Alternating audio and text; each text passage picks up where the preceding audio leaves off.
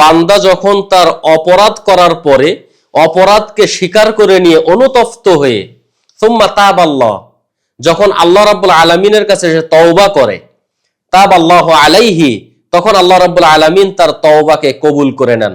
আসসালামু আলাইকুম ওয়া রাহমাতুল্লাহি ওয়া বারাকাতুহু।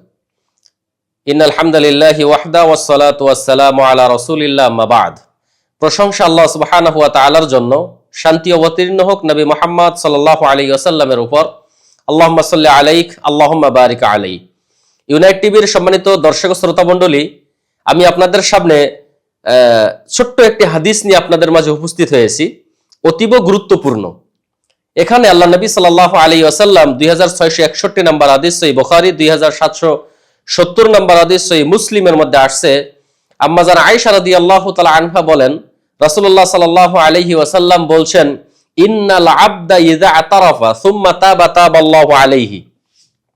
এখানে আল্লাহ নবী সাল্লাল্লাহু আলাইহি ওয়াসাল্লাম বলছেন, নিশ্চয়ই বান্দা যখন তার অপরাধ করার পরে অপরাধকে স্বীকার করে নিয়ে অনুতপ্ত হয়ে সুম্মা তাবাল্লাহ, যখন আল্লাহ রাব্বুল আলামিনের কাছে সে তওবা করে, তাবাল্লাহু আলাইহি, তখন আল্লাহ রাব্বুল আলামিন তার তওবাকে কবুল করে নেন।